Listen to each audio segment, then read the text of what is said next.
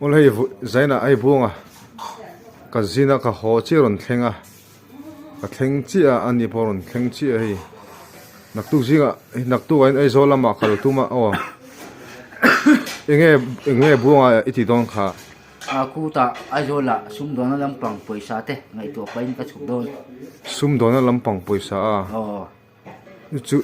enge poisa ti top kha poisa hi ri deuh chen me poisa tel loin ai ma thi thei to lo khoweli hei kal pum taran sarkara poisa wang le tu ani poisa su nga tan khoi mi ngai ti ding ting ti don ai kakalanga himte kan sai na nga himte kan sai zo huna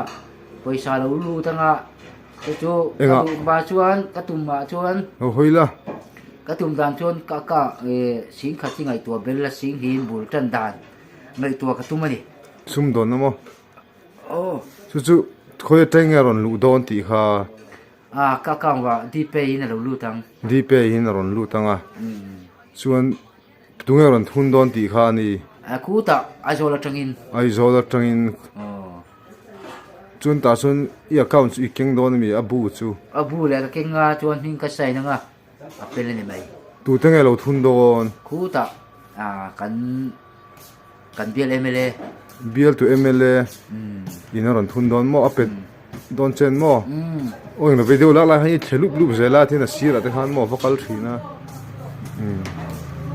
apolo mom don ve lom thu te soi don mo su MLA bula chuan tang kai do man ngai ni su tro na po hei delivery ho bo mang chi hi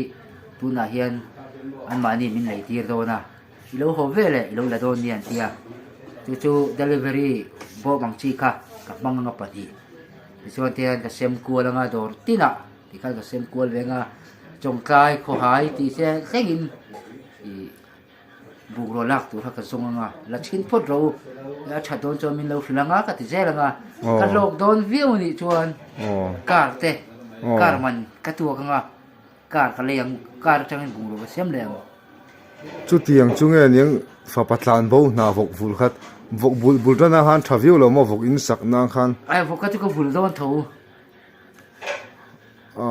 in kha sak pho danga ya na in te chu lo fa kan boi mi don lom tu na hian asak dan tu ka boi pui le me poisa ngai to pain ka chuk don bil tu MLA na chung zu kalanga chuan in zu thleng don mo ani na chon ka kheng lo bang ka in luwa ka kalang khozol constituency bil tu MLA pu w chon mo phone ma hi mu ka tuma ai mu phone BME pu do mi mu har khopa mu kan tu khopa chief minister mo hei thil chung changa permit chung changa sui ka du male chuan no ho huna report on ngai thai don ni ajin chan chin mo poisa zu azula chhok don ni su MLA hen train account bu kha kheng tharu bo hang an sai na ti bo khani chu mon tha phot ule kan mule tu ranga yang ai zol ron ho huna o